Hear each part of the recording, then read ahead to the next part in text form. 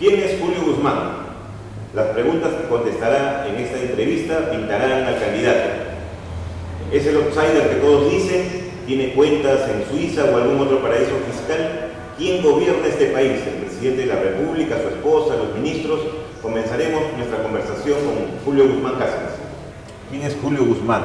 ¿Cómo así aparece en la política? ¿Cuál es el perfil de este candidato al que los medios de comunicación han llamado el outsider?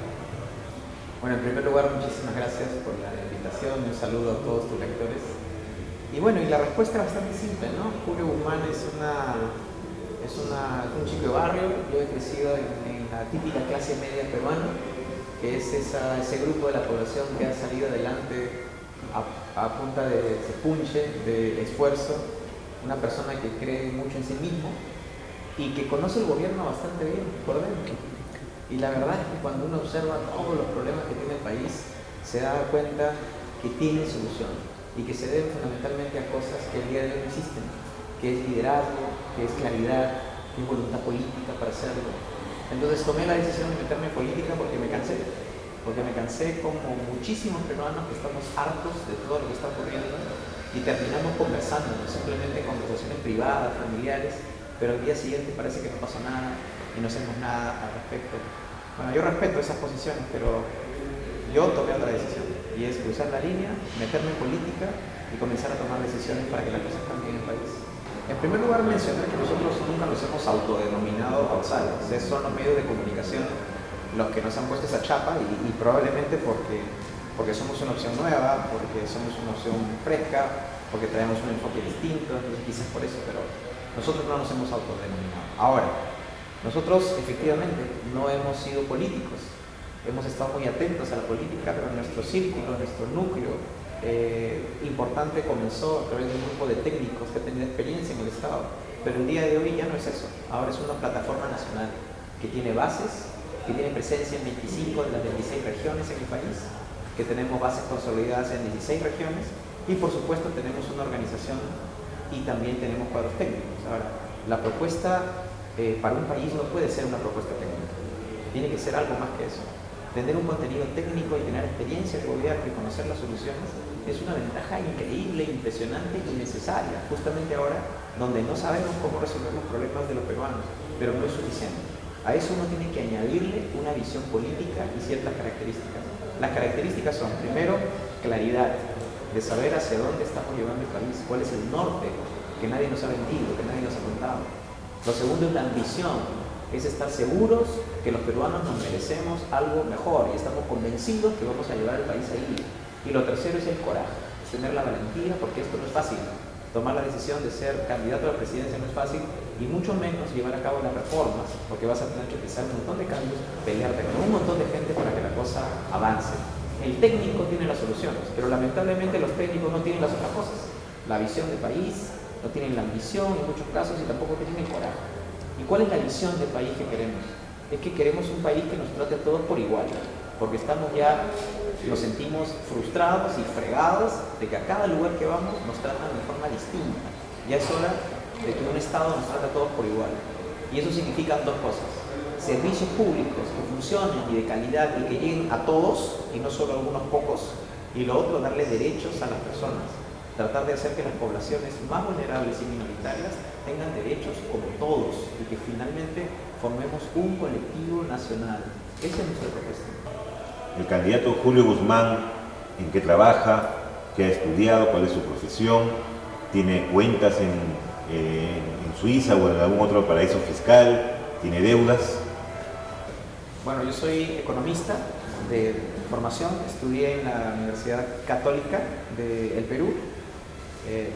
Hice una maestría en el extranjero, en la Universidad de Georgetown, en Washington, en políticas públicas, y también hice mi doctorado en los Estados Unidos, en la Universidad de Maryland, en políticas públicas. Trabajé 10 años en el Banco Interamericano de Desarrollo, que es una entidad que se dedica a asesorar a los países en América Latina para que puedan progresar más rápido. Y después de eso fui viceministro de Estado del Perú 2 veces, fui viceministro de Industrias y después secretario general de la presidencia del Consejo de Ministros. A partir de ahí me pasé a la práctica privada, pero tuve que renunciar hace 6 meses para poder dedicarme por completo a la campaña por 2 razones. Primero, porque esto requiere un trabajo a full time, dedicar todo tu tiempo a la campaña, pero lo segundo, por un tema de conflicto de interés. Si tú tienes claro que no le debes nada a nadie, entonces no puedes estar vinculado con ninguna empresa, ninguna entidad pública ni tampoco una entidad privada. Cuentas bancarias en el extranjero, ninguna. Yo me he hecho solo y parte de esa historia fue endeudarme con un crédito estudiantil muy grande justamente para poder pagar mis estudios de posgrado en el extranjero y que finalmente, gracias a Dios, he terminado de pagar gracias a mi carrera profesional. Y vivo como una familia de clase media, estoy casado, tengo 3 hijos, mi esposo trabaja, felizmente podemos vivir no solo de nuestros ahorros, sino también de su trabajo, y eso me permite cierta tranquilidad, me permite independencia para poder proponer las cosas que estamos proponiendo. ¿Quién gobierna este país? El presidente de la República, su esposa, como dicen muchos, el MEF, los ministros, los parlamentarios. A ver, es interesante. Yo creo que lo que gobierna en el país son fundamentalmente 3, digamos, se pueden identificar, ¿no? El presidente de la República, su esposa, sin duda, y el Ministerio de Economía y Finanzas. Y es bien interesante porque es la primera vez que escucho a alguien que lo menciona de una forma tan tajante. El Ministerio de Economía y Finanzas tiene un poder que muy pocos peruanos reconocen e identifican, y es algo que hay que cambiar. El Ministerio de Economía y Finanzas tiene tanto poder porque desde el inicio de los 90 se trataron de hacer una serie de reformas que fueron necesarias y que era necesario que tuviera un poder concentrado para poder canalizar las mayores decisiones. Pero el Perú cambió y lo que ahora necesitamos es una mirada de progreso moderna, en donde no sea un ministerio el que mueva la pelota, sino que tengamos ministerios sólidos para que las políticas públicas se puedan desarrollar de forma articulada, pero también potente hacia las personas. El día de hoy, el único ministerio que existe es el MEF, pero no tenemos Ministerio de Salud, no tenemos Ministerio de Justicia ni de Trabajo, porque son varones que no tienen presupuestos y no están empoderados. Entonces, sí, sin duda ahí hay una reforma importante que hacer, entendiendo que el progreso pues, es un concepto multidimensional. Tenemos que crear políticas públicas para todos y fortalecer a los ministerios que el día de hoy son endémicas. La corrupción es un mal endémico en nuestro país. Existen permanentes denuncias que involucran a expresidentes, a ministros, a parlamentarios, con tráfico de influencias, con negocios turbios, incluso se habla de un narcoestado. ¿Cuál es la propuesta? ¿Qué es lo que piensa hacer Julio Guzmán de llegar al gobierno con este flagelo? A ver, primero, entender la problemática de la corrupción. La corrupción no tiene que verse como un problema aislado o un tema estrictamente moral y ético. La corrupción es la puerta de entrada a todas las grandes reformas que hay que hacer. Y la explicación es muy simple. Debido a la corrupción es que no tenemos agua potable, porque se roba la plata que se usa para los programas de agua potable y alcantarillado. Pero debido a la corrupción tampoco tenemos escuelas para los niños, porque en 6 meses las escuelas que se construyen se caen a pedazos porque los materiales que han sido utilizados no han sido los adecuados por la corrupción. Debido a la corrupción es que no tenemos seguridad ciudadana, porque las bandas criminales, los extorsionadores y todo lo demás están coludidos con la policía, con los funcionarios del INPE, con los fiscales, etc. Debido a la corrupción no tenemos seguridad jurídica. Los contratos no sirven de nada, no valen nada, uno se puede comprar un notario en cualquier lugar debido a la corrupción. Debido a la corrupción, nuestros niños tienen acceso a las drogas, porque el narcotráfico está metido en el Congreso, está metido en las autoridades, etc. Entonces, la corrupción, primero, la idea fundamental es que la corrupción es la puerta de entrada a todas las reformas. No se pueden aplicar estas reformas si uno no comienza por la corrupción. Entonces, ¿qué es lo que hay que hacer? Varias cosas. La primera es tener voluntad política. El problema de la corrupción en el Perú no son principalmente las normas ni los presupuestos, sino la voluntad política del presidente de la República de luchar contra la corrupción. Fundamentalmente, el problema de la impunidad, que cada uno hace lo que quiere. Entonces, varias medidas hay ahí.